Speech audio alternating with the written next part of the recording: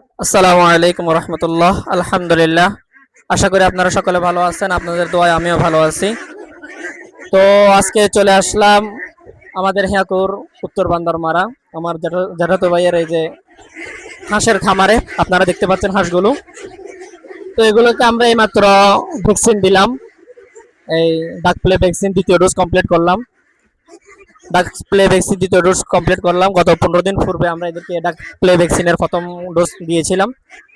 যাই হোক, আলহামদুলিল্লাহ, আপনারা এই হাঁসগুলো দেখতেছেন কতটা অ্যাক্টিভ, আর এরা এইভাবে চিল্লাচিল্লি করে। এই আপনার খাকি ক্যাম্পেল হাঁসের একটা সমস্যা, এরা অতিরিক্ত চিল্লাচিল্লি করে। যাই হোক, তো দেখুন মাশাআল্লাহ, আলহামদুলিল্লাহ, এদের বয়স হিসাবে গ্রোথ ঠিক আছে আলহামদুলিল্লাহ। তো ভিডিওটা করার উদ্দেশ্য হলো যে আপনারা যারা হাঁস মুরগি পালন করেন, এই অনেকে এই ভ্যাকসিন করতে চান না, তাদের উদ্দেশ্যে ভিডিওটি করা।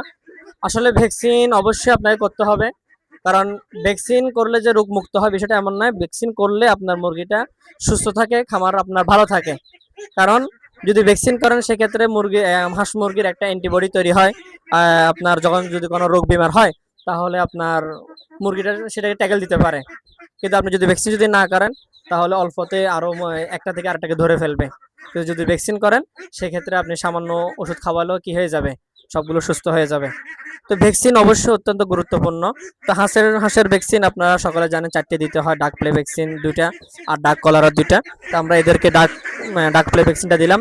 ডাক কলারা যদি প্রয়োজন হয় আমরা সামনে দিব ইনশাআল্লাহ।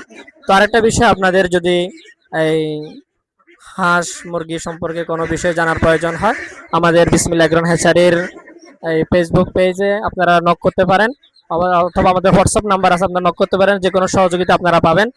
আর যদি আপনাদের ভ্যাকসিন দেওয়ার যদি প্রয়োজন হয় সেক্ষেত্রে আপনারা আমাদের সাথে যোগাযোগ করতে পারেন। তো ভালো থাকবেন সকলে, আমাদের সকলের জন্য দোয়া করবেন। আসসালামু আলাইকুম রহমতুল্লাহ।